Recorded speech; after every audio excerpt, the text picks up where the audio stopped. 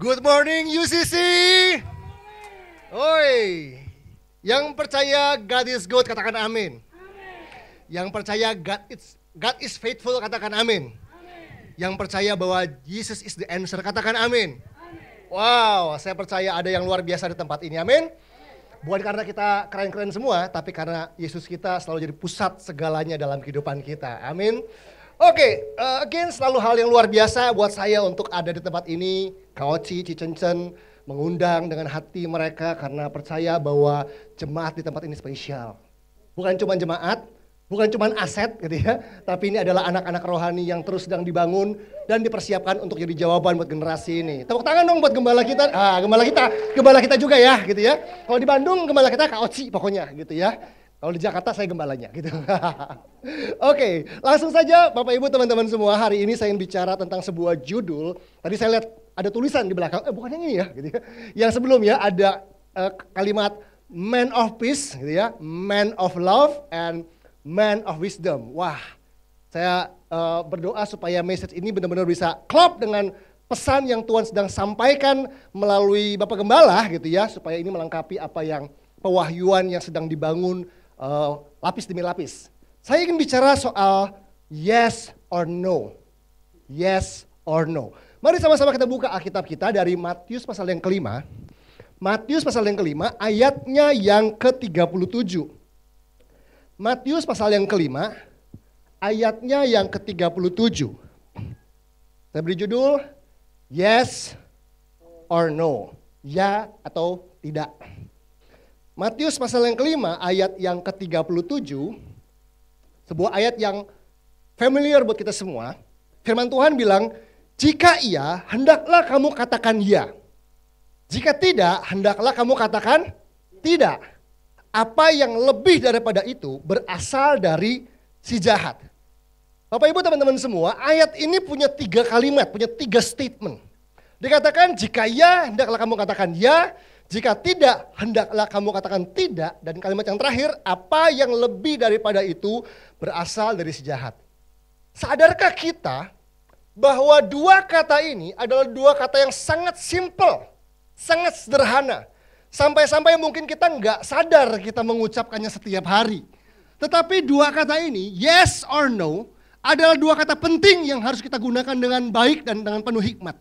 Karena setiap pilihannya, setiap keputusannya bisa mendatangkan pekerjaan Tuhan dalam hidup kita, bisa mengerjakan karya-karya Allah yang dahsyat di hidup kita, maupun mendatangkan karya-karya si jahat. Karena tadi dikatakan apa? Apa yang lebih daripada itu berasal dari si jahat. Berarti salah penggunaan dalam 2 kata ini, yes or no, itu bisa memberi ruang buat pekerjaan si jahat atas keuangan kita, atas pernikahan kita, atas bisnis kita, atas kerohanian kita, dan atas semuanya. Itu sebabnya hari ini kita mempunyai hikmat, karena saya percaya bahwa setiap hari kita membuat keputusan. Ratusan bahkan ribuan keputusan yang tanpa sadar yes or no ini digunakan dalam hidup kita. Oke, mungkin tidak secara literally, tidak selalu secara harafiah kita mengucapkan ya atau tidak, tetapi ya itu kan artinya begini. Kata ya itu punya makna artinya kita setuju. Artinya kita mau. Artinya kita suka. Artinya kita menerima. Kalau Bro Calvin tanya sama saya, Bro Ferry, habis ini kita makan Korean barbecue, mau nggak? Gitu. Nya saya tuh artinya iya, gitu ya. Yes, suka, mau, gitu ya. Nah itu kode Bro Calvin, gitu ya. Itu gitu. Jadi kata iya itu wow, gitu ya. Kata iya itu penting karena itu akan membuat setelah kata iya itu terjadi apa. Tapi kalau saya ditanya, Bro Ferry makan tom yum yuk yang pedas-pedas. No, artinya saya nggak mau, saya nggak suka, saya nggak setuju, saya nggak menerima. Setiap hari kita berhadapan dengan ini kan, di bisnis kita misalnya, yuk kita tambah modal lagi yuk, gitu kan. Ada partner kita bilang kita suntik modal lagi yuk, kita punya pilihan, yes or no. Kalau yes resikonya apa? Kalau no resikonya apa? Konsekuensinya apa? Mungkin kalau kita tepat dalam menggunakannya, yes ternyata suntikan modal bisa membawa kemajuan dalam usaha kita. Atau ternyata waktu kita yes, malah boncos, malah bonyok. Kita suka anggap remeh kata yes or no. Buat yang pacaran pasti ngerti banget, atau pernah pacaran ya. Waktu pacarnya atau calon pacarnya menyatakan cinta kan, aku suka sama kamu. Itu ya kayak pengumuman pemenang Indonesian Idol kan. Juaranya adalah deg-deg jawabannya apa ya? Itu satu kata jawaban, itu bisa ngubah suasana hati bumi kayak langit. Ini gak sih? Kalau ceweknya bilang, wah gitu ya, kayak langsung berbunga-bunga, langsung senyum-senyum sendiri kayak orang gila gitu kan. Tapi dia waktu dia bilang, no sorry aku punya yang lain. Itu langsung jomplang, langsung murung, lihat kucing ditendang, ada mobil dibaret, segala macam lah pokoknya. Karena apa? Satu kata tadi menentukan hasil yang sangat signifikan di hidup kita. Hanya gara-gara kata iya, saya menikah dengan Fania, gitu ya. Kalau nggak ada kata iya dari dia, nggak akan menikah kami hari ini. Dan sebagainya. Dan sayangnya, Bapak Ibu, teman-teman semua, ada banyak orang hidup dengan penyesalan hari ini akibat keputusan dia soal yes or no di tahun-tahun sebelumnya. Dan kalau kita nggak belajar, kita cuma tergoda untuk mengulanginya, betul nggak sih? Kalau kita nggak belajar, kita akan mengulanginya. Masalahnya begini, ada nggak sih formula yang gampang untuk kita bisa menentukan yes or no? Nggak ada. Sebuah tawaran yang hari ini saya bilang no, kalau tawaran itu tidak melukai hati Tuhan, bukanlah hal yang bertentangan sama firman, hanya no aja karena bukan prioritas saya hari ini, atau bukan apa sesuatu yang saya ingin lakukan hari ini, bisa jadi 2 tahun kemudian ditawarnya sama saya yes loh, saya bilang iya loh. Hari ini saya bilang enggak, karena itu hal yang mungkin tergantung soal prioritas dan sebagainya. Karena itu perlu hikmat Tuhan, karena itu perlu pertolongan Roh Kudus, perlu belajar, perlu understanding, supaya tadi kita bisa jadi man of peace, man of love, and man of wisdom. Bapak Ibu, tadi kan man of peace bicara soal seorang manusia, kita ingin menjadi orang yang punya damai sejahtera, betul gak sih? Tahu gak, damai sejahtera kita ditentukan sama yes or no-nya kita loh, setiap saat. Kita bisa gak hidup dalam damai hanya karena salah membuat keputusan. Misalnya nih, ada temen kita, temen dari kecil, temen dari sekolah gitu ya, terus pengen pinjam duit gitu ya, bro, pinjam duit dong gitu. Jumlahnya nggak kecil, lumayan gitu. Kita punya sih, ada di tabungan. Cuman kita ragu karena walaupun kita baik sama dia, ini orang sebenarnya agak-agak kalau lagi error nggak bisa dipercaya gitu kan. Tapi hopeng nih, temen hopeng banget. Aduh kalau dulu deket banget lah gitu ya. Ayo pinjam dong, minggu depan gua balik atau bulan depan gua balikin deh. Kita kadang-kadang sungkan kan, nggak tegas sama diri sendiri kan. Nggak tegas sama orang, sungkan, nggak enak. Aduh udah baik, udah kenal lama sama keluarganya, deket banget dan sebagainya. Aduh gimana ya, udah pinjam. Aduh gua kalau bilang ke istri gua nggak setuju dia gitu. Ayo dong, karena nggak enak. Akhirnya ya udah bulan depan bener balikin ya. Maksud kita baik kan? Begitu yes or no kita salah nih, kita maksudnya iya mau nolong. Ternyata jangankan bulan depan, sampai tahun-tahun berikutnya itu duit gak balik. Tiba-tiba apa? Gara-gara kita ngomong yes untuk hal yang salah, ribut di rumah tangga, bener gak? Pas butuh duit kagak ada. Kita sampai emosi, ya gue butuh duit mau renovasi rumah, mau minta uang gue balik. Temen gue yang katanya hopeng dari kecil gak bisa balikin. Tiba-tiba peace hilang di hidup kita. Tiba-tiba kita jadi seperti orang yang tidak mengasihi keluarga kita. Karena kita keluarga lagi butuh uang, mungkin untuk uang pangkal anak dan sebagainya. Uangnya dipinjam sama temen belum balik-balik, gimana? Bapak Ibu yang dikasih Tuhan, kita mencintai keluarga kita, itu gak cuma dengan ngomong doang. Nggak cuma dengan bilang I love you tiap hari ke istri kita, I love you, sama suaminya I love you tiap hari, enggak. Melalui keputusan kita soal yes or no, kita sedang mencintai keluarga kita. Wisdom, udah pasti, kalau nggak punya hikmat, kita akan salah dalam menggunakan kata yes dan kata no dalam kehidupan kita. Nah jadi, kita mau belajar, memasuki tahun 2023. Biasanya kalau masuk tahun nih, orang Kristen tuh beberapa tahun terakhir ini seneng banget namain tahun gitu ya. Buat saya tahun ini adalah the year of breakthrough. Buat saya tahun ini adalah the year of miracle. Jarang yang jelek gitu ya, rata-rata bagus. Paling mentok, paling berat adalah buat saya tahun ini adalah tahun proses. Itu udah paling jelek tuh. Tahun padang gurun. Gitu. Oke, setiap gereja biasanya punya visi masing-masing setiap tahunnya. Tapi saya juga percaya setiap pribadi, setiap keluarga tuh punya tema sendiri tuh. Tuhan ngomong, mungkin buat yang satu tahun mujizat, buat yang satu tahun berkat, yang satu lagi padang gurun, gitu kan. Tapi saya yakin apapun yang kita sedang lewati sepanjang tahun ini, mau namanya beda-beda nih tahun ini buat kita, pastikan kita punya hikmat dalam menggunakan pilihan ini. Yes or no. Berkata ya, berkata tidak. Karena begini, kita harus pilih dua kata ini. Karena itu saya pakai kata or, atau. Karena kita nggak mungkin bilang yes dan no bareng-bareng, nggak mungkin. Ketika saya berkata ya pada dosa, sebetulnya saya sedang berkata tidak pada kebenaran, enggak? Ketika saya berkata ya pada kebenaran, saya sedang berkata tidak pada dosa. Ketika saya sedang berkata ya pada Tuhan, saya sedang berkata tidak pada iblis, kan sebaliknya. Jadi nggak mungkin yes dan no itu bersamaan, itu nggak mungkin. Kita harus pilih di dalam sebuah situasi kapan yes itu penting, no itu penting. Saya nggak mau bilang bahwa yes paling benar atau no paling benar. Enggak, dua kata ini netral. Gimana kita menggunakannya dalam sebuah pilihan, situasi, tawaran, kita perlu berhati-hati. Buat kita semua Bapak Ibu, nggak semua yang kelihatannya keren, tawaran-tawarannya kayaknya menjanjikan, itu datang dari Tuhan, belum tentu. Kita perlu hikmat. Buktinya kemarin-kemarin banyak orang Kristen yang tertipu robot trading kan, investasi bodong kan, karena semua menjanjikan, semua masuk akal. Teman-teman Bapak Ibu yang berbisnis hati-hati, nggak semua orang yang ngajakin bisnis dengan presentasi, dengan pakaiannya meyakinkan dan sebagainya. Belum tentu itu adalah partner bisnis yang Tuhan mau dalam hidup kita. Yuk perlu hikmat, makanya kita semua harus punya kehidupan doa.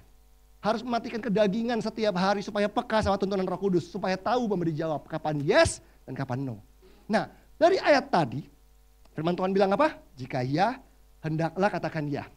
Jika tidak, hendaklah katakan tidak. Apa yang lebih daripada itu? Artinya dalam penggunaan ya dan tidak tadi kalau salah, selebihnya berasal dari si jahat. Artinya si jahat dapat tempat.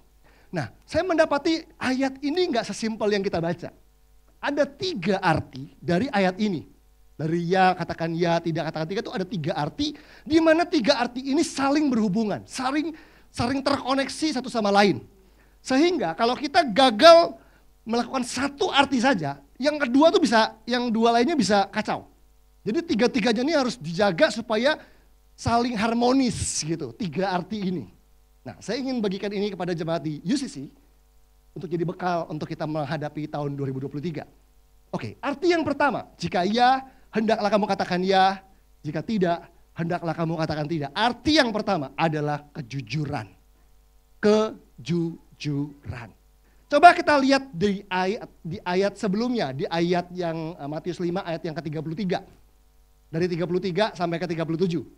Tadi kita kan langsung baca 37 kan, sekarang kita baca dari 33 supaya kita lihat konteksnya. Matius 5 ayat 33 bilang begini. Kamu telah mendengar pula yang difirmankan kepada nenek moyang kita. Maksudnya begini, kamu sudah mendengar apa yang ditulis, yang disampaikan dalam perjanjian lama gitu. Kamu telah mendengar pula apa yang difirmankan kepada nenek moyang kita. Jangan bersumpah palsu, melainkan peganglah sumpahmu itu di depan Tuhan. Tetapi aku berkata kepadamu, janganlah sekali-kali bersumpah baik demi langit, karena langit adalah tahta Allah, maupun demi bumi, karena bumi adalah tumpuan kakinya, ataupun demi Yerusalem, karena Yerusalem adalah kota raja besar. Janganlah juga engkau bersumpah demi kepalamu, karena engkau tidak berkuasa memutihkan atau menghitamkan sehelai rambut pun. Jika ya, hendaklah kamu katakan ya, jika tidak, hendaklah kamu katakan tidak. Apa yang lebih daripada itu berasal dari si jahat. Nah, Bapak Ibu teman-teman semua, ayat ini ada satu teman, orang Kristen, orang percaya, waktu baca ayat ini menyimpulkan begini. Oh, berarti kalau saya baca yang Alkitab tulis, yang Yesus katakan tadi, berarti kita orang Kristen nggak boleh bersumpah. Ada pendapat seperti itu. Tapi izinkan saya menjelaskan konteks dari ayat ini. Ketika Yesus bilang begini kan, di perjanjian lama, dikatakan seperti ini. Tapi aku berkata padamu, jangan sekali-kali bersumpah demi langit, demi bumi, demi Yerusalem, demi rambut kepalamu, dan sebagainya. Ternyata yang dimaksud oleh Tuhan Yesus bukanlah secara literal gitu ya, secara harafiah kita nggak boleh bersumpah. Di hidup kita sehari-hari ada apa? Sumpah jabatan kah? Ada sumpah di pengadilan yang saya percaya itu harus dan boleh dilakukan. Di perjanjian lama bahkan sumpah adalah hal yang diajar juga begitu untuk jadi bagian dari kehidupan manusia. Tetapi yang jadi problem dari ayat ini ada sebuah konteks yang kita perlu mengerti. Jadi ternyata di zaman itu, di zaman Yesus, banyak orang, masyarakat terutama orang-orang Yahudi juga, yang sehari-hari terbiasa bersumpah. Atau bukan terbiasa bersumpah, terbiasa berkata tidak jujur, tidak benar. terbiasa berbohong, terbiasa tidak jujur, sehingga untuk menegaskan perkataan mereka, mereka perlu bersumpah. Jadi orang kalau terbiasa bohong gitu ya, kan omongannya susah dipercaya.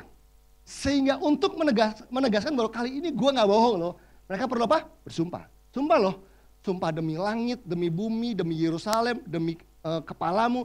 Itu adalah sumpah yang terbiasa dilakukan sehari-hari untuk menegaskan, untuk menekankan sebuah perkataan. Untuk bilang bahwa kali ini gue gak bohong, kira-kira begitu. Nah ketika Yesus bilang jangan bersumpah, sebetulnya Yesus tidak melarang bersumpah itu sendiri. Tapi dia sebenarnya lagi mau bilang begini, biasalah hidup jujur, biasalah berkata yang benar, sehingga kamu gak perlu bersumpah untuk menegaskan perkataanmu. Itu sebenarnya. Jadi orang kalau suami-suami jujur, suami-suami gak perlu bersumpah sama istrinya, amin. Kenapa? Karena semua perkataan kita dari yang kecil sampai yang gede dipercaya sama istri kita.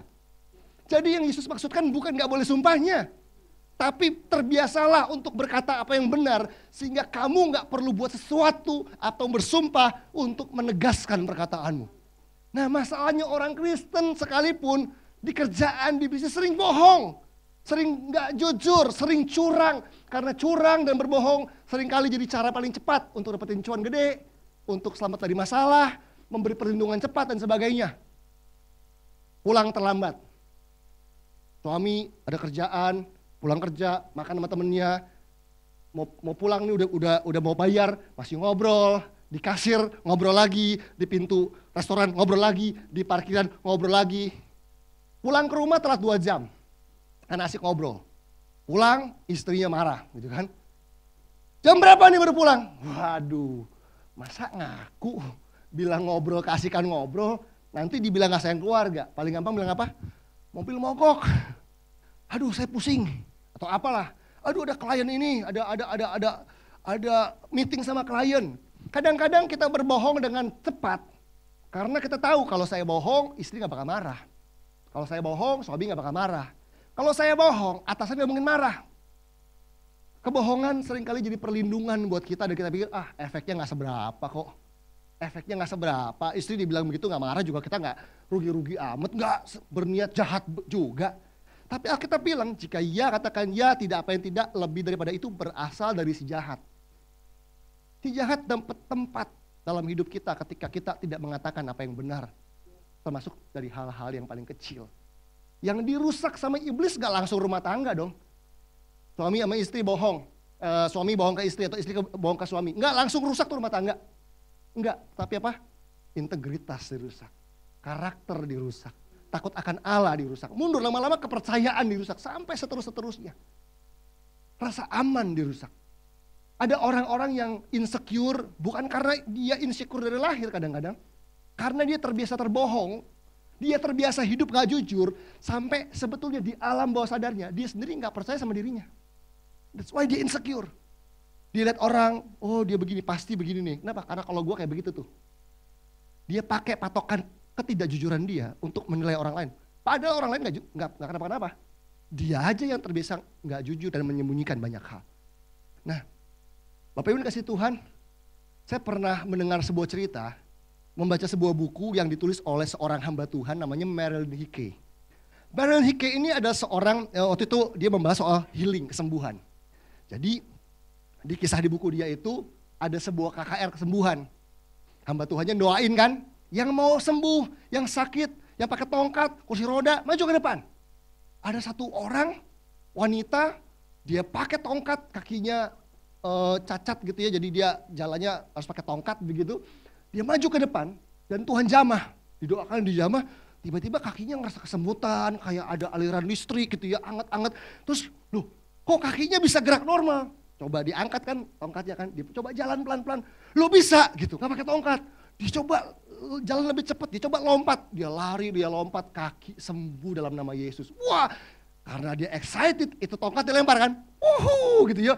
Tuhan sembuhkan saya, Jesus is our healer dan sebagainya gitu ya. Oh Yesus penyembuh. Sampai tiba-tiba begitu dia excitednya udah mulai berkurang, dia baru ingat besok gue masuk kantor nih gitu. Masalahnya orang ini dapat tunjangan di kantornya karena dia cacat. Jadi gajinya tuh dilebihin begitu, ada bonus tambahan setiap bulan. Kalau gaji Anda dapat bonus tambahan karena dia cacat gitu ibaratnya. Terus dia ingat, nah Kalau besok gue datang ke kantor begini gitu, itu bulan depan itu tunjangan dikurangin dong, di stop dong, karena udah gak cacat lagi. Dia dapat ide, jangan dong kalau gitu, rugi gitu kan. Dia ambil lagi tongkatnya, udah dibuang kan, dia ambil lagi, mana tongkat tadi? Gitu ya. Dia ambil dan besok paginya dia masuk kantor dengan kaki pakai tongkat lagi. Ya pura-pura lagi gitu kan, pura-pura biar tunjangan terjaga. Dan Marilyn Hickey cerita di bukunya bahwa bulan-bulan berikutnya kakinya kembali sakit. Kakinya kembali sakit sampai beberapa tahun setelah itu kakinya diamputasi. Di situ saya belajar satu hal, bahwa kepura-puraan itu mendatangkan kutuk di hidup kita. Kita minta sehat nih, bener gak? Tuhan tahun ini aku mau lebih sehat sama keluarga, kepengen sembuh, kepengen sehat. Kita pura-pura sakit. Iya sih? Udah minta sehat sama Tuhan malah pura-pura sakit. Malah kita mengimani yang begituan. Kita pura-pura sakit, pura-pura miskin, pura-pura bodoh, pura-pura apa lagi? Kalau pura-pura itu karya yang negatif, itu cepat terjadinya. Pak Pendeta, gimana kalau saya pura-pura kaya? Gimana kalau saya pura-pura pintar? Nah itu jarang terjadi tuh, hampir gak pernah terjadi. Kenapa? Karena sekalian tahu ya, merosot ke bawah lebih cepat daripada naik ke atas gitu ya. Jadi kalau ingin lebih baik, berusahalah. Kalau ingin jatuh itu gampang, tinggal nerjunin diri langsung jatuh begitu. Jadi jangan coba-coba pura-pura ganteng, gak bisa itu.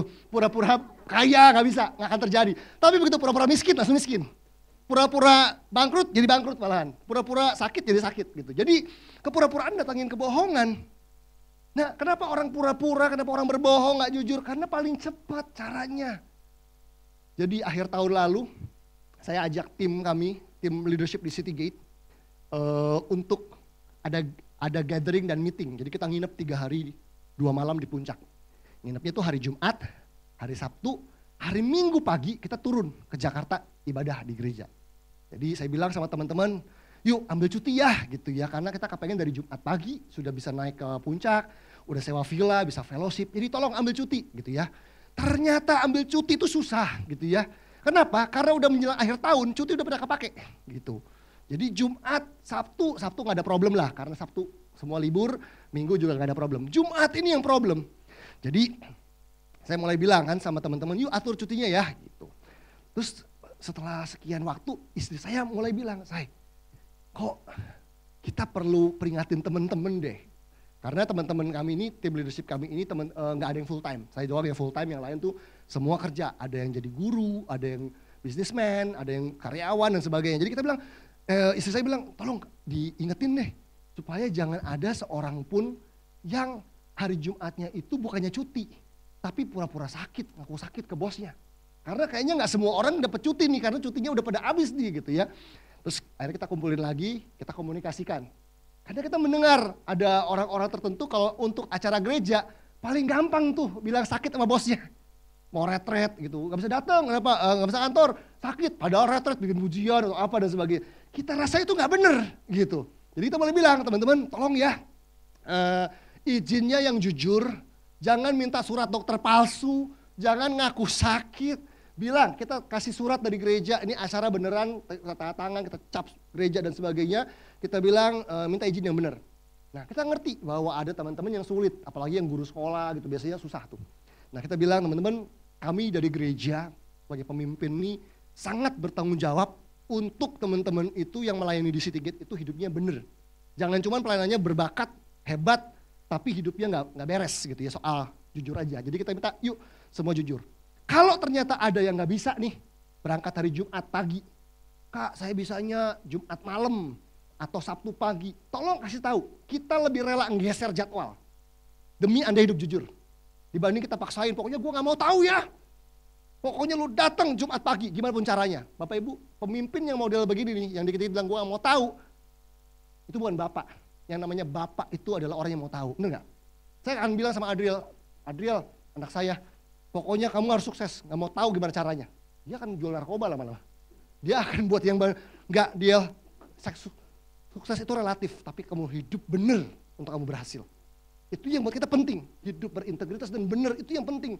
Jangan tahu-tahu sukses ujungnya, karena kadang-kadang saya suka nemu tuh di gereja, kesaksiannya spektakuler. Wah Yesus buat perusahaan saya gini-gini, Yesus buat ini. Ternyata kesaksian bodong, kesaksian palsu, cuman demen spektakulernya doang. Nggak ngandelin Tuhan, nggak doa, nggak puasa, nggak hidup bener. Foto cerita cuannya, ternyata nyogok apa. Yesus nggak perlu kesaksian palsu untuk dimuliakan. Yesus nggak perlu kesaksian palsu untuk dimuliakan. Dia udah mulia. Kalau mau kesaksian yang benar, yang jujur. Amin Bapak Ibu, teman-teman semua. Jadi kami bilang begitu. Dan benar, ternyata ada yang nggak bisa tuh hari Jumat itu. Ada yang harus datangnya Sabtu pagi dan sebagainya. Kita atur, kita bilang teman-teman kalau nanti butuh transportasi ke puncak, kita rela bayarin Grab-nya atau gokarnya. Ada yang harus potong gaji. Kok gimana? Kalau dia punya uang, dia mau ganti sendiri, oke. Kalau dia gajinya mepet, kita bilang, kita gereja ganti, lu dipotong berapa? Hanya bentuk support kami. Bahwa kami gereja bukan pemimpin, bukan orang yang gak mau tahu. Tutup mata, yang penting datang retret, yang penting datang meeting dan sebagainya. Kita ingin Anda jujur dalam minta izin. Hormati pemimpinmu di tempat kerja. Itu namanya anak Tuhan yang benar, yang berintegritas. Nah, itu adalah yang pertama. Nah, saya ajak kita untuk lihat beberapa ayat Bapak Ibu sebelum kita lompat ke arti berikutnya. Yesaya 33. Yesaya 33 ayat 15 dan 16. Yesaya 33 ayat 15 dan 16. Yesaya 33 ayat yang ke-15 dan ayatnya yang ke-16. Sedih banget kalau denger gitu ya ada orang cerita, amit-amit deh, kapok bisnis sama orang Kristen, sama orang gereja, gak jujur. Sedih gitu kayaknya Bapak Ibu. Kayaknya pada denger ya gitu kalimat kayak begitu ya. Hopefully di sini gak ada, tapi sedih gitu kalau orang bilang, mendingan bisnis sama orang dunia loh, jujur loh. Wah kayaknya sedih banget. Yesaya 33 ayat 15 dan 16 bilang begini, orang yang hidup dalam kebenaran, yang berbicara dengan jujur, jadi orang itu kalau hidupnya benar, dia bicaranya jujur, amin. Yang menolak untung hasil pemerasan, yang mengebaskan tangannya supaya jangan menerima suap, yang menutup telinganya supaya jangan mendengarkan rencana penumpahan darah, yang menutup matanya supaya jangan melihat kejahatan, dialah seperti orang yang tinggal aman di tempat-tempat tinggi. Tinggal aman, secure. Makanya orang insecure itu kebanyakan, gak semua ya, kebanyakan karena gak jujur. Karena hidupnya gak bener. Karena banyak menyembunyikan rahasia-rahasia yang gak perlu. Akhirnya dia insecure, takut ketahuan. Tuhan maunya kita tuh takut akan Tuhan, bukan takut ketahuan gitu ya. Beda. Kalau hidupnya takut ketahuan tuh gak enak. Terus dibilang apa? Bentengnya ialah kubu di atas bukit batu. Benteng itu ngomongin perlindungan. Jadi dalam hidup jujur dan benar itu ada perlindungan. Dan ini bagian yang terakhir. Rotinya disediakan, air minumnya terjamin. Wow, itu part yang penting. Tuhan janji kalau kita hidup dalam kebenaran, rotimu disediakan, air minumnya terjamin. Tapi kalau saya gak bisa makan sushi, Pak Pendeta, yang dijamin itu roti, bukan sushi. Oh enggak ya, enggak, bercanda. Maksudnya tenanglah, gak makan sushi pun nasi kuning pun kita makan hidup ya gak sih? Jangan demi makan mewah, Okinawa atau apa, cuannya dicari dengan cara jujur, gak perlu. Jangan makan mewah tapi hidup dalam tidak benaran, mending makan sederhana tapi hidup dalam damai sejahtera. Jadi man of peace, man of wisdom, dan man of love, ya gak sih? Nah, itu penting sekali. Amsal 19 ayat 9. Amsal 19 ayat yang ke-9. Amsal 19 ayat yang ke-9 bilang begini nih, Amsal 19 ayat yang ke-9, saksi dusta tidak akan luput dari hukuman. Orang yang menyembur-nyemburkan kebohongan akan binasa. Bahwa ujungnya dari dusta, ujungnya dari kebohongan adalah hukuman dan kebinasaan. Hukuman dan kehancuran, itu ujungnya. Kalau hari ini gak ketahuan, bukan berarti itu aman Bapak Ibu. Kalau hari ini gak terbongkar, bukan berarti itu boleh. Paling gawat kalau orang Kristen mikirnya begini, kalau gue buat sesuatu dan Tuhan gak bongkar, berarti teman boleh kan? Itu gawat loh. Selingkuh, gak ketahuan, berarti boleh dong. Buktinya Tuhan gak bongkar. Itu namanya Tuhan kasih kesempatan buat kita bertobat kan begitu. Yang pertama, kejujuran. Arti yang kedua, yang relate sama kejujuran, dari kata iya dan jika iya katakan ya, tidak katakan tidak, apa yang lebih daripada berasal dari jahat. Yang kedua ini namanya ketegasan. Ketegasan. Ini adalah arti yang kedua. Orang kalau nggak tegas, pasti susah hidup jujur. Betul nggak? Tegas sama diri sendiri itu nomor satu. Tegas sama orang lain itu nomor dua. Tapi kalau nggak tegas, pasti susah untuk hidup jujur. Bapak Ibu yang kasih Tuhan, tegas itu nggak perlu gembar-gembor. Tegas itu nggak selalu ngomongin galak dan teriak-teriak, nggak selalu. Saya belajar dari dosen saya waktu saya kuliah. Saya punya 2 dosen berbeda yang dalam 1 minggu dua-duanya memperagakan 2 sikap berbeda tentang ketegasan waktu saya kuliah. Jadi ngerti saya. Ada dosen yang pertama, jadi kan biasa ya mahasiswa dikasih tugas bikin paper. Ini waktu saya kuliah dulu dong, S1.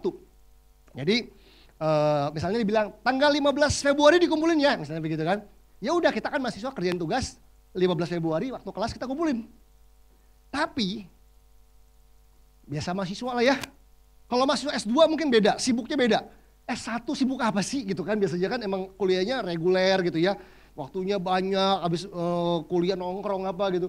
Udah dikasih waktu panjang tetap aja nggak ngerjain gitu. Padahal nggak ada kesibukan yang gimana-gimana, tapi ada aja mahasiswa yang ngumpulnya terlambat. Seminggu kemudian, biasanya nunggu kelas berikutnya kan, seminggu kemudian baru, Pak sorry Pak minggu lalu saya nggak bisa ngumpul dan sebagainya. Ini dosen yang pertama bilang apa? Dia marah-marah. Gimana sih? Kan saya bilang tanggal 15, kamu nggak disiplin. Wah dia satu perempuan dimarahin di depan kelas, dia teriak-teriak nadanya tinggi. Kita dengernya apa takut? Waduh untung gua ngumpulin tanggal 15 gitu kan. Kalau nggak dipermalukan model begini nih gitu kan. Wah dia marah-marah, dia ngomong-ngomong sampai tolak pinggang, terus gini. Yaudah sini, diambil tugasnya. Diterima juga. Oh, habis dimarahin, dipermalukan, kasihan kali ya, diambil tugasnya. Nah, nggak berapa hari kemudian ada dosen yang berbeda. Dosennya sama juga ngasih tugas. Ada satu teman saya perempuan, orangnya baik lagi, lembut gitu ya. Ngumpulin tugas, Pak minta maaf terlambat. Dia jawabnya cuma gini doang, maaf nggak bisa.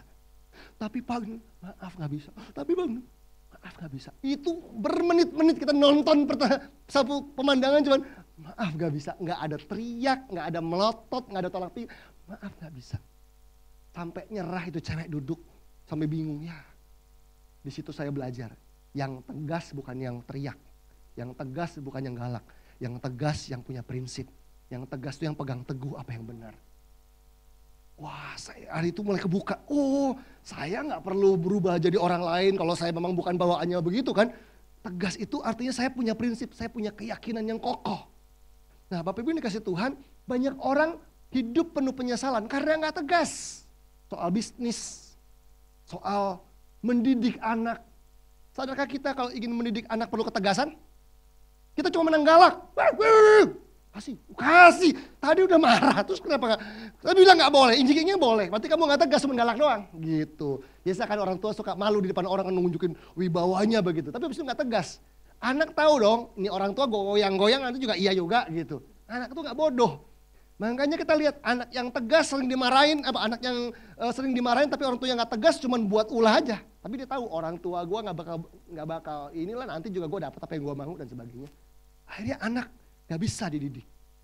Bapak Ibu dikasih Tuhan, untuk hidup lebih sehat itu perlu ketegasan. Amin? Iya gak? Aduh, apalagi kalau pergi makan oci, susah. Makanan yang enak-enak gitu ya kan, aduh gitu. Kalau hidup mau sehat itu perlu ketegasan. Soal makanan, saya mah kalah sama Kak Oci udah lebih lama dari saya baru 3 tahun gak minum soda. Gak minum yang namanya teh pucuk harum dan teman-temannya. Kalau pelayanan di gereja-gereja di Jakarta, pendeta tuh ditertib begituan Bapak Ibu. Duduk gitu ya, silakan Pak Pendeta, di sebelahnya ada meja. Semua minuman yang ada di minimarket ada di situ. Itu tinggal dibilang, Pak bawa semua aja Pak. Semua. Itu ada Pocari Sweat, teh pucuk harum, semua yang orange. Waduh, ini mah kita pindahin aja masuk ke rumah. Saya belajar, saya cari air mineral ada enggak gitu. Saya minta aqua, saya tinggal semuanya. Padahal kan mikirnya kapan lagi bawa aja semuanya. Enggak, perlu ketegasan. Istri saya sih gak punya komitmen seperti itu, walaupun dia juga jaga. Tapi saya pikir, wah bawa aja buat istri gua. Enggak usah, udah gitu ya. Harus tegas sama diri sendiri, tegas sama orang lain. Mau sehat perlu tegas. Mau utang lunas juga perlu ketegasan gak? Kita berdoa minta mujizat nih. Tuhan aku minta mujizat, utangku banyak banget Tuhan. Biar ini jadi tahun mujizat buat aku. Ini tahun pelipat gandaan buat aku. Lah kalau gak tegas sama diri sendiri gimana? Tegas dong, orang lain jalan-jalan healing, lu gak usah healing. Di rumah push up kayak lari kayak apa gitu pokoknya, nonton Netflix aja gitu. Atau Netflix bayar, ya udah gak usah lah nonton TV yang ada pokoknya gitu ya. Kalau gak ada main layangan, kan main burung kayak pokoknya apa, pokoknya tegas. Kalau enggak healing dikit, aduh aku pengen ke Jakarta, mau ke PIK gitu. Habis lagi, utang gak dibayar, gak tegas sama diri sendiri. Waduh, HP baru tuh, udah keluar seri baru, mau beli. Kalau HP masih hidup, jangan ganti HP kalau utangnya banyak. Gak usah. Gak ketinggalan HP terbaru Anda ketinggalan iPhone terbaru pun nggak meninggal kok besoknya, tenang aja. Tapi utang nggak lunas-lunas karena kapan lagi cicilannya bukan cuma cicilannya utang lu banyak. Harus tegas sama diri sendiri. Tegas supaya hemat dan tegas untuk apa? Mulai cicil. Supaya ada mujizat. Kalau kita mulai bekerja nanti Tuhan tolong. Kita ingin tahun pelipat gandaan, mujizat, tapi kita nggak mau tegas sama diri sendiri. Yang ada pelipat gandaan utangnya. Utangnya dilipat gandakan jadi banyak banget utangnya gitu. Terus kita kecewa sama Tuhan. Tuhan kok tega? Kalau saya jadi Tuhan bilang, lu yang goblok. Gitu ya. Jangan bilang gue yang tega, lu yang bodoh. Gak punya hikmat. Udah tahu matematika sederhana banget. Gaji berapa, pemasukan berapa, diatur kebutuhan berapa, buat cicil berapa. Cicil dong. Tapi hawa nafsu kan, gak tegas sama diri sendiri. Jadinya sulit. Jadinya terus kalah dengan diri sendiri. Mendidik anak perlu ketegasan. Ingin maju dalam Tuhan. Ingin maju dalam kerohanian. Ingin berbuah-buah. Saya suka bilang begini kalau lagi khotbah. Bapak Ibu kalau tahun ini ingin maju dalam Tuhan, tolong yang jelas dan spesifik. Jangan kalau ditanya, kamu mau apa tahun ini? Saya ingin seperti Kristus. Bener sih, apanya cuman gitu kan. Kesabarannya, kerendahan hatinya. Jadi punya target jelas. Aku ingin seperti Kristus. Apanya? Gondrongnya. Dia kan jadi bingung gitu. Jelas, jadi tahu, oh rendah hatinya seperti Kristus. Sabarnya seperti Kristus. Harus jelas kan dan tegas. Kadang orang kepengen maju dalam Tuhan tapi gak tegas. Kalau disuruh saat teduh suka tersinggung. Pertanyaan, gimana kehidupan doa? Mau tahu aja nih Ibu Gembala kepo gitu kan. Bukan kepo. Kita cuma tahu kalau Anda gak tegas dalam hal yang paling simpel namanya kehidupan doa. Gak ada pertumbuhan. Di luar aku kamu gak bisa buat apa-apa kata Alkitab. Melekatlah sama pokok anggur. Kalau ditanya soal saat teduh jangan baper. Yang baper gak saat teduh biasanya. Bener gak? Kalau Anda saat teduh jawab aja gitu kan. Oh udah saat teduh tadi pagi gitu kan. Kok nanya-nanya aja pasti gak saat teduh nih, baper nih. Marah gitu ya. Biasanya begitu sih. Yuk kalau mau maju harus tegas. Saya mau dipakai Tuhan lebih dahsyat kalau sharing di Komsel supaya lebih tajam pewahyuannya. Ya baca buku dong. Ya dengar khotbah dicatat dong. Kowing datang ke sini, Bro Calvin khotbah, catat, dipikirin lagi, dipelajarin lagi. Jangan kalau dengar khotbah sambil setengah main gadget gitu kemana-mana, pengen lebih tajam. Dari mana? Coba. Gak bisa, harus tegas sama diri sendiri. Dan tegas sama orang lain. Baru hidup lebih maju. Baru bisa hidup benar. Baru bisa hidup jujur. Jika ya katakan ya, jika tidak katakan tidak. Itu tegas. Yang ketiga, arti yang ketiga yang berhubungan dengan dua tadi adalah komitmen. Jika iya katakan iya, jika tidak katakan tidak, itu komitmen. Kalau udah bilang iya, iya, komit dong. Komit. Saya belajar komit sepanjang pelayanan Bapak Ibu. Ini Tuhan saksinya gitu ya. Saya cuma ngomong sama istri saya bilang, kalau kita udah diundang-undang khotbah di mana-mana, itu kita tahu lah. Kita datang di sini dibayar berapa segala macam, fasilitasnya itu bisa bedain. Tapi kami belajar untuk menjaga ini. Yang masuk duluan, yang kita okein. Itu aja. Pelayanan yang masuk duluan, gak peduli gede kecil, kita okein. Kita percaya Tuhan mau bicara kemana-mana. Yesus itu khotbah di desa dan di kota. Gak milih kota terus, enggak, di desa juga ngomong. Di kota juga ngomong. Jadi balance, saya juga gak mau bilang, desa terus, enggak usah gitu. Gak sosok belagu deh pokoknya jadi hamba Tuhan. Pokoknya di desa di kota oke. Saya mah senang kalau diundangnya sama Kak Oci. Aduh treatmentnya mah the best lah gitu ya. Dari Jakarta udah pokoknya udah kamu perlu apa Vero? Aduh Kak santai aja saya mah gak ribet. Tapi kan ada saya yang kalau diundang khotbah tidur di barak di mana gitu gak jelas-jelas gitu dah. Makan juga pokoknya kagak jelas dikasihnya apa. Tapi saya belajar kan. Pelayanan itu jangan dipilih, saya harus komit. Mana yang duluan, saya oke. Bapak Ibu saya gak selalu seneng loh sama orang yang undang saya sebenarnya. Gak selalu seneng, perlakuannya gak selalu baik. Tapi kan saya juga datang bukan hanya untuk yang undang.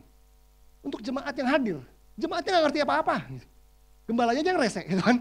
Tapi kan jemaatnya gak ngerti apa-apa, dia datang nyari Tuhan. Jadi saya khotbah-khotbah aja. Gak usah tersinggung sama gembala aja, biarin aja. Kan domba-dombanya Yesus, kita melayani dombanya Yesus. Jadi belajar punya komitmen seperti itu. Dan komitmen gak akan ada kalau kita gak punya value. Gak punya nilai-nilai yang jelas, mau komit sama apaan? Saya komit pada nilai-nilai kerajaan sorga yang diajarkan pada saya. Oleh mentor saya, oleh bapak rohani saya dulu, oleh firman Tuhan. Pegang komitmen. Hal pertama yang saya buat Bapak Ibu waktu saya terima Yesus SMA adalah belajar jujur, belajar gak nyontek. Berat gak? Berat karena saya bukan siswa paling pintar di sekolahan. Bayangin nggak? Kalau pinter mah tenang aja. Saya dewa di sini gitu. Ini mah pinter juga kagak gitu. Pakai nggak nyontek lagi nih, sombong amat enak gitu kan. Aduh gitu. Tapi ya belajar dong gitu kan. Kita doa makin kencang kan, Tuhan tolong gitu ya. Belajar sebisanya gitu. Aduh gitu ya. Dan itu kebawa sampai saya kuliah. Waktu masuk kuliah kan kayak lega ya. Dulu sekolah negeri teman-teman gue gak kenal Yesus tuh pada nyontek loh kayak apa, beli soal segala macam. Wah ternyata semua dosa yang ada di kampus sekuler ada di sekolah teologi ya.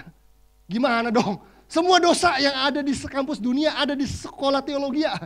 Awalnya saya nggak tahu kan, lugu-lugu aja, saya pikir wah asik di sini nih. Kayak atmosfernya suportif untuk kita hidup benar gitu kan. Begitu pertama kali ujian tengah semester, lagi ujian, bikinin, ngerjain esai, pegel tangannya, mulai istirahat sebentar, lagi nengok, nomor 3, nomor 5, hah, kok ada di sini gitu kan. Saya kaget, ini kampus karismatik loh, ada roh Allah di tempat ini, kenapa ada begini-begini gitu. Waduh, semester 5 saya punya teman, satu orang bapak, jadi dia gembala sidang dari Jawa Barat, kuliah datang ke Jakarta, gembala sidang. Saya masih lulusan SMA langsung kuliah kan Bapak Ibu ya, masih muda banget, unyu-unyu gitu ya. Ini udah gembala sidang. Jadi kalau pergi makan nih, jadi habis kelas ada makan, ada break kita makan. Makannya tuh ada 2 makanan paling top di kampus kami. Satu gado-gado Bang Tompel, gado-gado. Itu top banget. Sama satu lagi adalah mie ayam. Nah kalau pergi makan sama bapak ini, saya selalu dibayarin, banyak sih. Lagi makan tuh, udah on me. Waduh, jangan Pak, udah simpen tabung uang kamu. Waduh, seneng gitu ya, orangnya baik. Suka bagi ilmu cerita, kalau KKR tuh begini, fair khotbahnya, dia coba share pengalaman rohaninya dia gitu. Terus bayarin makan lagi. Tiap kali makan siang sama dia pasti gak boleh bayar. Udah, tabung gitu ya. Ya gak enak sih, tapi seneng sih ya gitu ya. Gak enak tapi seneng gitu, aduh gitu. Satu kali ada mata kuliah katekisasi di sekolah teologi ya. Ujian akhir semester. Dosennya nyentrik banget, dia bikin soal cuman 10 soal A, B, C, D, E. Artinya kan kalau kita ngerti nih, cuman silang-silang 2 menit juga udah kelar tuh. Asal belajar kan. Saya lihat gitu kan, oh kita doa dulu, habis doa mulailah tulis nama, tulis nik gitu ya, nomor induk mahasiswa, terus mulai nomor 1 silang, nomor 2 silang gitu ya. Saya demen belajar, demen ngafal gitu. 3, tiba-tiba lagi ngerjain, saya dengar suara, dan itu bukan suara Tuhan. Tiba-tiba, nomor 5 jawabannya apa? Waduh, saat kiri kanan gak ada, belakang nih kayaknya nih. Waktu saya ngintip ke belakang, ternyata teman saya tadi, yang bapaknya tadi tuh, gembala yang suka traktir saya mie ayam sama gado-gado. Nomor 5. Saya bilang, wah ini gawat ini gitu ya. Saya udah menjaga hidup saya supaya gak ngasih contekan dari SMA. Tiba-tiba di semester 5 ada godaan berat. Hari itu waktu dibilang, nomor 5, Fer. Itu ya, suara itu ya. Itu ujian terberat, lebih berat daripada ujian katekisasi. Yang cuma 10 soal doang gitu. Aduh gimana ya, sering takdir gua makan bakmi nih, bapak, dia gembala, temen baik, makan gado-gado, kalau dia tersinggung gimana, kalau dia marah gimana, kalau setelah ini dia maki-maki gua gimana. Aduh gimana, saya pura-pura gak denger kan. Lanjutin pelan-pelan, dia tendang dong kursi saya, duk gitu. Fer, aduh gimana nih. Saya bilang, kalau dia marah gimana? Udah deh, saya mending buruan. Saya buruan silang semuanya tuh, silang. Udah, maju ke depan kumpulin. Maksudnya gini, biar dia setelah itu nyontek orang lain kan. Kan kalau dia nanya ke orang lain gak dikasih tahu juga kan, kita gak tertuduh satu-satunya dong gitu kan. Jadi saya pikir, aduh gue isinya maju. Gitu, saya maju ke meja dosen, saya taruh, set, di sebelah saya ada tangan lain. Set, tangan dia. Saya pikir tangan Tuhan kan, bukan, tangan dia gitu. Waduh, dia ngumpulin juga. Berarti kan kita keluarnya bareng dong. Waduh, saya pikir dia marah deh. Saya ambil tas, saya keluar dari pintu, saya buka pintu, gitu pintu ruangan, berdiri di depan pintu sambil, aduh habisin dia marah, dia maki-maki gue deh gitu. Terus bener dia keluar, dia berdiri di sebelah saya. Saya udah bayangin, aduh dia marah nih kalau dia ngamuk-ngamuk, kalau dia tersinggung, kalau dia bilang, lu selama ini gak tahu diri, kalau lu selama ini di gua traktir, kembalikan semua mie ayam gua, aku mau kembalikan semua gado-gado, gue gimana balikinnya gitu kan. Saya cuma diem gitu kan. Pas dia berdiri sebelah saya udah siap-siap begitu, udah berserah sama Tuhan, sama Bapa di sorga gitu ya, udah berserah gitu. Dia bilang gini, saya gak belajar Fer, saya gak bisa. Aduh, yuk makan siang, jalan. Saya pikir, gak jadi dimaki nih gitu. Dia gak marah nih, dia ajak saya makan siang, makan mie ayam. Sepanjang makan siang, saya gak berkutik, saya gak berani gerak Bapak Ibu. Saya takut diracun. Jangan-jangan dibalas dendamnya di sini kan, dia taruhin apa begitu di mie ayam gue gitu kan. Oh saya jaga, ternyata enggak. Setelah itu dia lebih respect. Dia lebih menghargai saya sebagai anak muda. Karena apa? Gak ngasih contekan. Hari itu berat, tapi itu komitmen kan. Saya komit itu jaga tuh begitu panjang dalam kehidupan saya. Saya pernah ingat juga ada satu kali, ada anak muda. Dia baru nikah kalau gak salah, ngajak saya ketemu. Dia bukan jemaat kami waktu itu. Dia ajak makan di Kelapa Gading gitu, lagi makan-makan gitu. Terus habis makan ngobrol, anaknya biasa loh, anaknya nggak kelihatan kayak orang kaya apa, biasa aja gitu.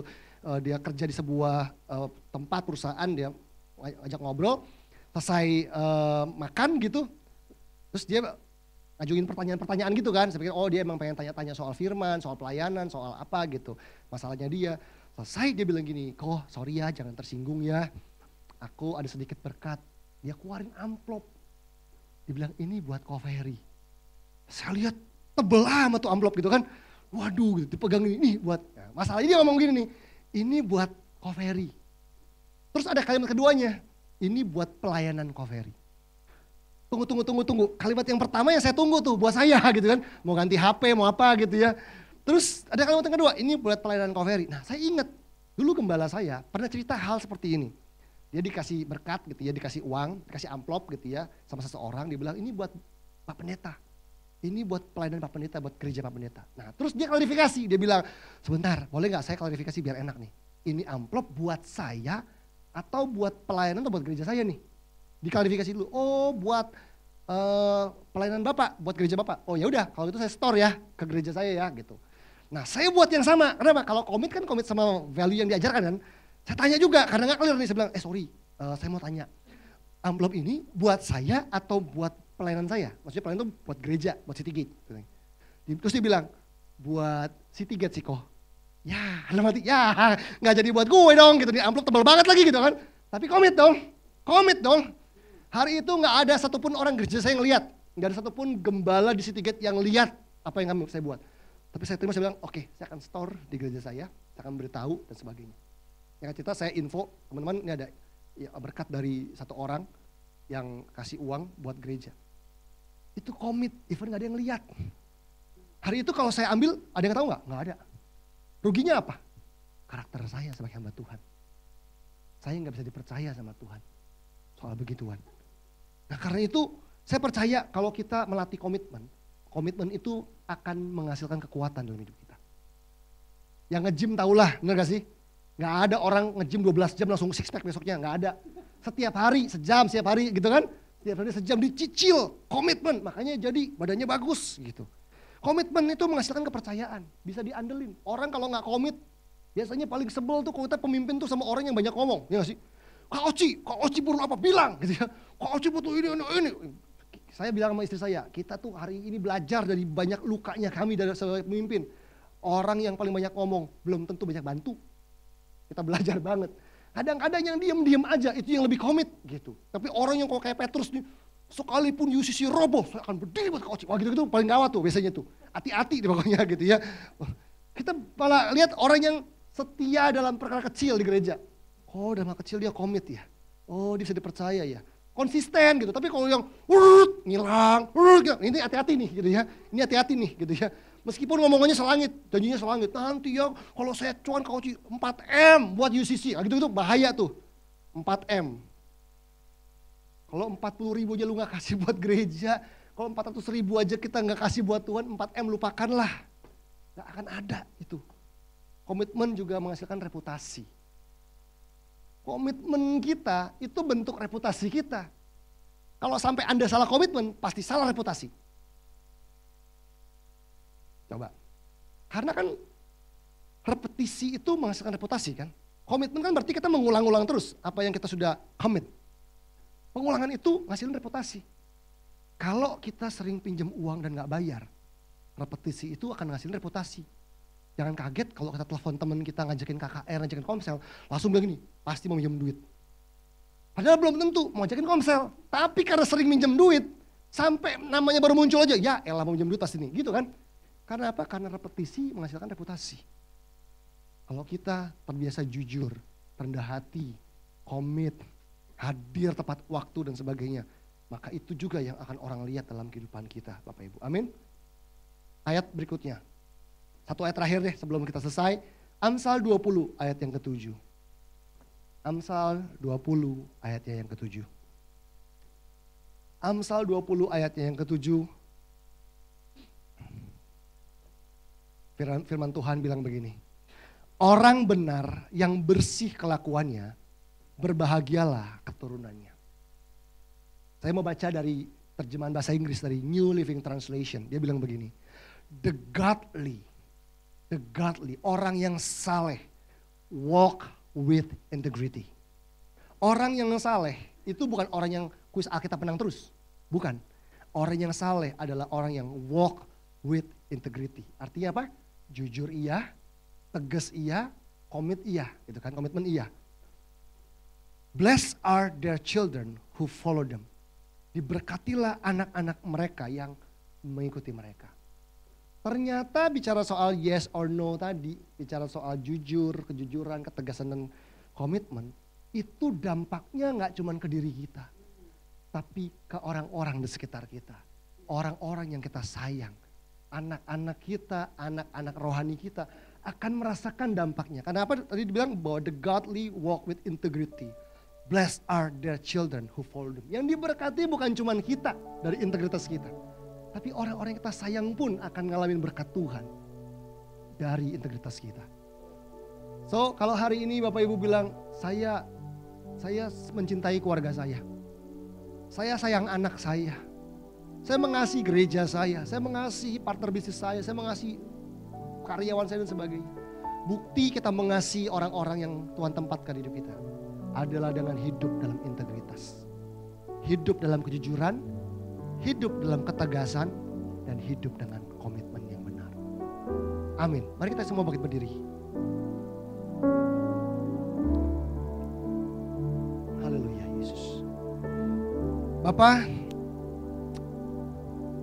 kami mau belajar untuk menghidupi firman yang kau ajarkan hari ini. Jika iya, hendaklah kami katakan iya. Jika tidak, hendaklah kami katakan tidak. Karena apa yang lebih dari itu, apa yang di luar itu, berasal dari si jahat. Menghidupinya gak semudah kami mendengar firman ini hari ini. Kami tahu bahwa sepanjang tahun ini akan ada banyak keputusan sulit, situasi sulit, kondisi-kondisi yang kompleks, di mana untuk membuat jawaban ya dan tidak yang benar aja mungkin sulit buat kami. Kami takut dimusuhi, kami takut ditinggalkan, kami takut ditolak, kami takut gak cuan, kami takut disalahpahami dan sebagainya. Tapi kami percaya bahwa berkat datang dari Tuhan. Saya percaya bahwa kami harus menghormati Tuhan dalam segala aktivitas dan hidup kami. Bapak, seperti lagu tadi berkata, Tuhan kupersembahkan hidupku. Kami mau bukti, wujud dari persembahan hidup kami adalah waktu kami berani berkata iya di atas iya dan tidak di atas tidak. Meskipun orang lain gak lihat, kami tahu Engkau tinggal dalam kami, Engkau hidup dalam kami. Urapi setiap anak-anak-Mu Tuhan, biar kalaupun tahun ini kami mengalami kemenangan, kami menang dengan caranya Allah. Kalaupun tahun ini kami diberkati dengan caranya Allah. Kalau tahun ini kami mengalami breakthrough dan terobosan, kami mengalami terobosan dengan caranya Allah, bukan dengan cara manusia, bukan dengan cara pekerjaan kami sendiri. Terima kasih Roh Kudus, jamah kami, dan Tuhan yang bantu kami untuk sepanjang tahun ini. Kami tidak hidup dengan penyesalan yang ada. Ya di atas iya, tidak di atas tidak. Dan kalaupun di tahun-tahun yang lalu ada banyak penyesalan, bagaimana kami memberi jawaban dengan salah, dengan keliru. Kami cuma mau janji satu hal, kami tidak ingin mengulanginya kembali. Karena kami percaya bahwa pengalaman yang dievaluasi, itulah guru yang terbaik. Kami mau belajar dari pengalaman kami di masa lalu, supaya tahun ini kami berkata ya pada kehendak Allah, dan berkata tidak pada isi-hati iblis. Kami berkata ya pada kebenaran, kami berkata tidak pada ketidakbenaran. Kami berkata iya pada kekudusan, kami berkata tidak pada kenajisan. Kami berkata ya pada Yesus dan berkata tidak pada iblis. Terima kasih Bapa, dalam nama Yesus Kristus kami berdoa. Haleluya. Semua yang percaya sama-sama kita katakan.